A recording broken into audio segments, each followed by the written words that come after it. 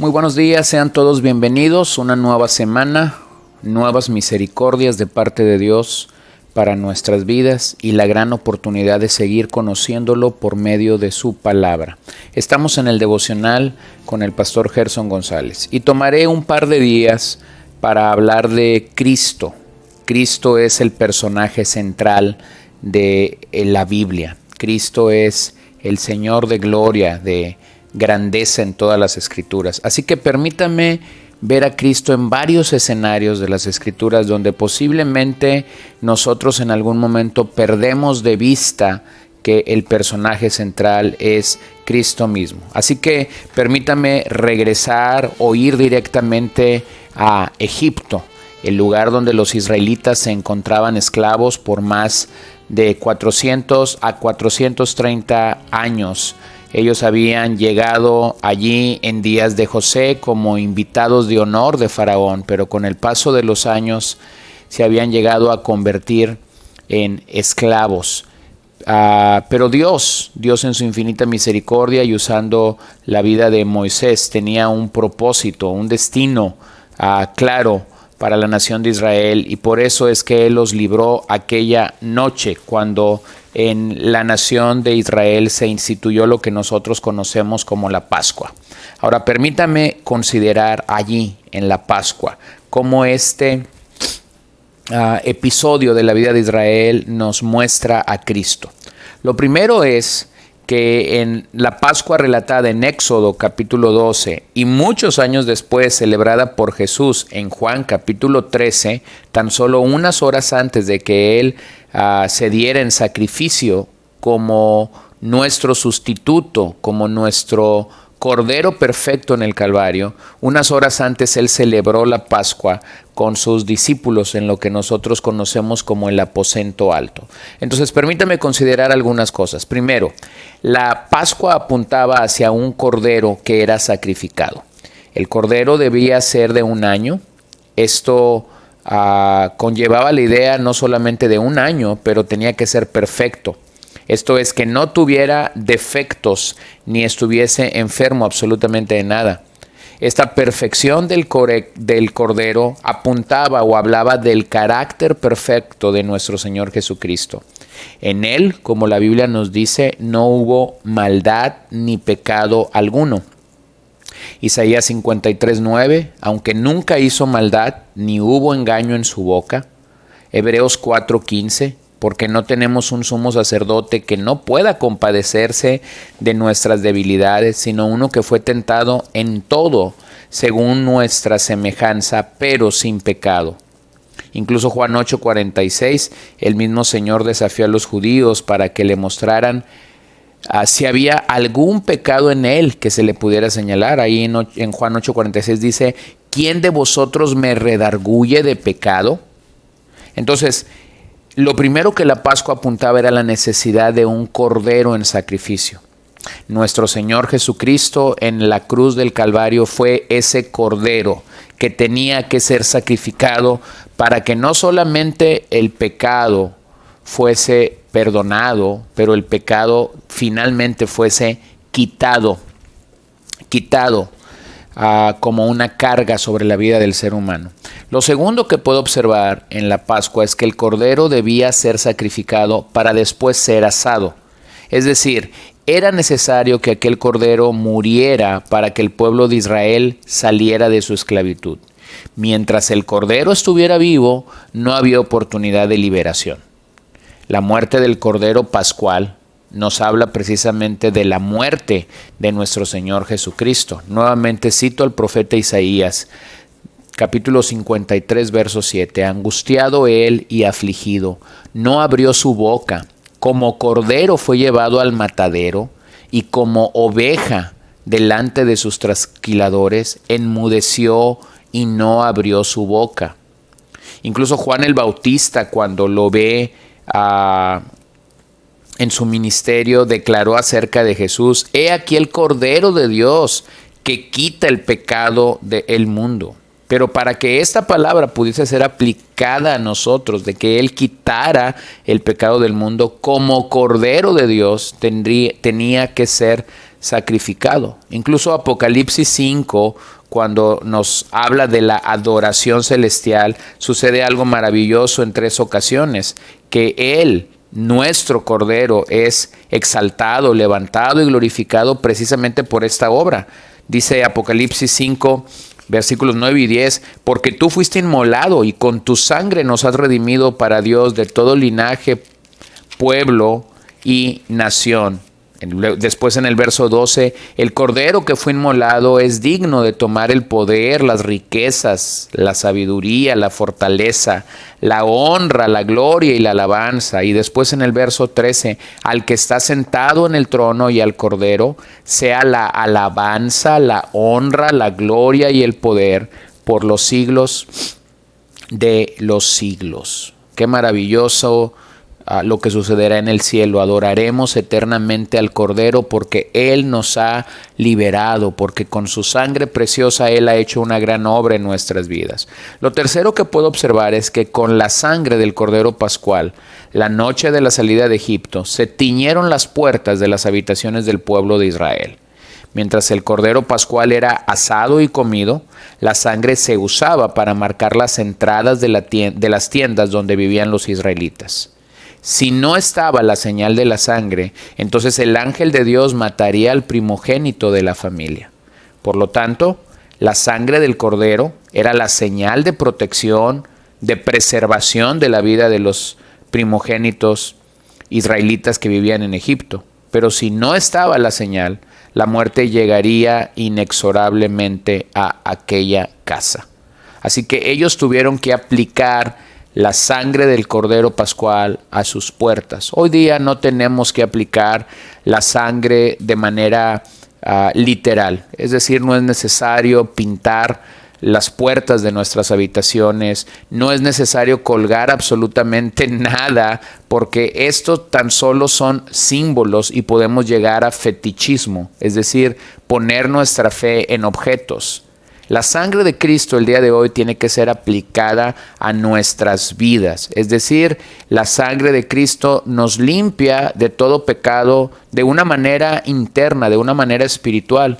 Los objetos pueden desviar nuestra mirada del verdadero hecho de que el Señor como Cordero ya pagó el precio de nuestro pecado. Y finalmente, lo que la Pascua a mí me muestra a Cristo es que el Cordero Pascual era comido de la siguiente manera. En Éxodo 12 puedes encontrar esto.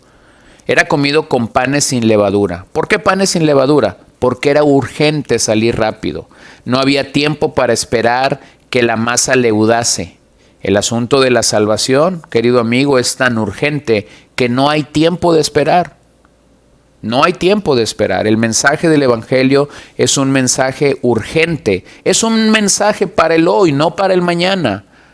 La propuesta de la religión puede ser: cuando usted quiera venir, el Señor le recibirá. Cuando usted quiera acercarse, Él estará con los brazos abiertos. No.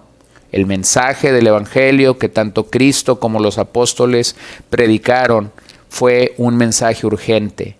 Nuestro mensaje es urgente. Usted, cada vez que alguien se para proclamarle el Evangelio, hay 2 testigos frente al predicador y frente al oyente: el infierno y el cielo. Solo hay 2 destinos a los que tú y yo vamos a poder llegar: o iremos al cielo o iremos al infierno. Y por eso es que el pan era un pan sin levadura. No había tiempo para esperar que la masa leudara. Lo siguiente es que este alimento era con hierbas amargas. No se comía con una ensalada deliciosa o aderezada con sabrosas salsas. No, se comía precisamente con hierbas amargas.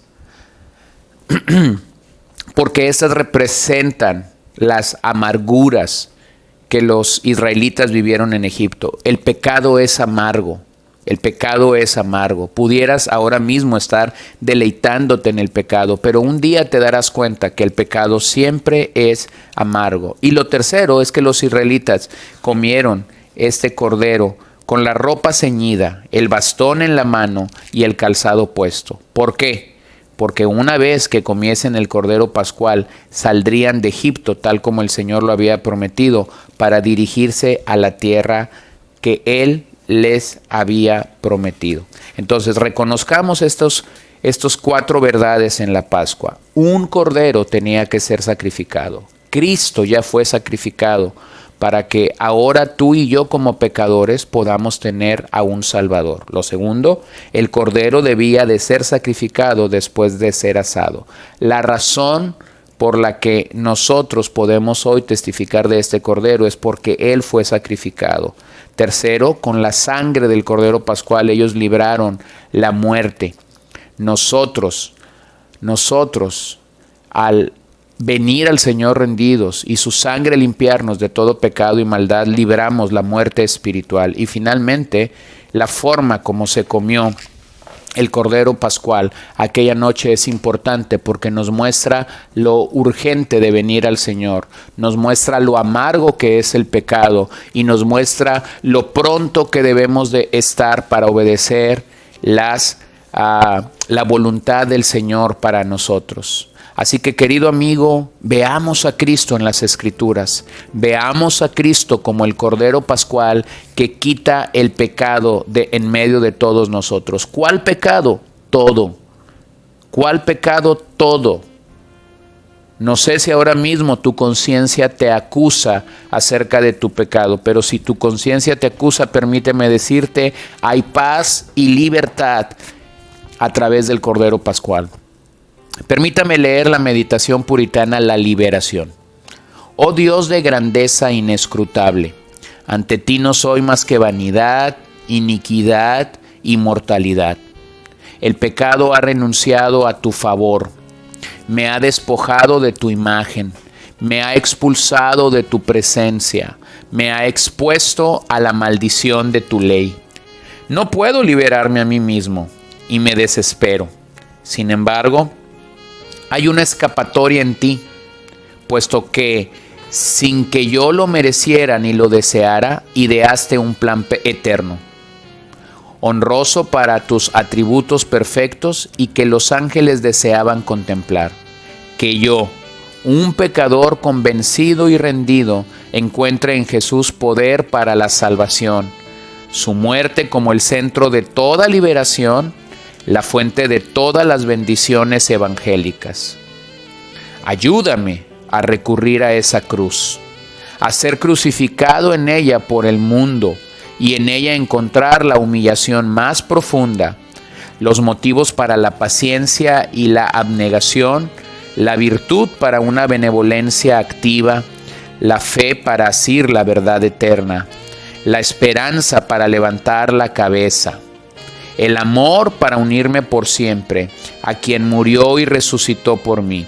Que su sangre derramada me haga más agradecido por tus misericordias, más humilde bajo tu disciplina, más ferviente en tu servicio, más vigilante ante la tentación, más conforme con mis circunstancias, más útil para otros. Oremos esta mañana. Adoremos al Cordero de Dios porque Él es quien quita el pecado de todos nosotros y deseemos con todo nuestro corazón un día estar delante del trono de Dios para unirnos a la adoración que se dará allí en la misma presencia del Cordero de Dios, donde junto a muchas naciones y tribus podremos decir, porque fuiste inmolado y con tu sangre nos has redimido para Dios. Tú eres inmolado y eres digno de tomar el poder y las riquezas, el trono, la alabanza, la honra, por los siglos de los siglos. Amén. Señor, gracias te damos en esta ocasión porque podemos venir humillados, rendidos, postrados ante la evidencia de un Dios real, ante la evidencia de un Dios verdadero que tiene control de nuestras vidas, quien dirige nuestros pasos. Exaltamos tu nombre esta mañana, Señor, porque no hay nadie como tú. Tú eres ese Cordero Pascual. Tú eres ese Cordero dispuesto a sacrificarte por nosotros, a entregarte por nosotros, para que nosotros pudiésemos ser liberados del pecado el pecado que es amargo, el pecado que tiene un gran costo en nuestras vidas, aunque de momento el pecador no puede verlo y no puede expresar y experimentar todo el dolor que esto provoca en nuestras vidas.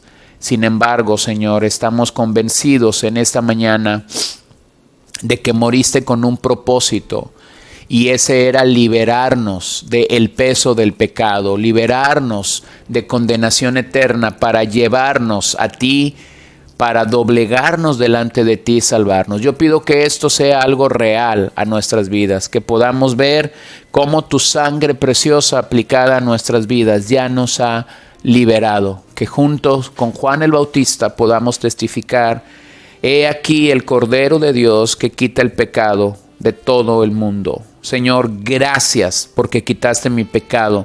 Y si aún hubiese alguien que necesita esta obra esta mañana, yo pido que tú quebrantes sus corazones y causes verdadero arrepentimiento. Bendice el día que iniciamos y pedimos que tú seas de bendición a nuestras vidas. En Cristo Jesús oramos. Amén. Que el Señor te bendiga, gracias por acompañarnos, y si Él lo permite, nos veremos en nuestro próximo episodio. Y no lo olvides, Cristo es ese Cordero de Dios que quita el pecado de todo el mundo.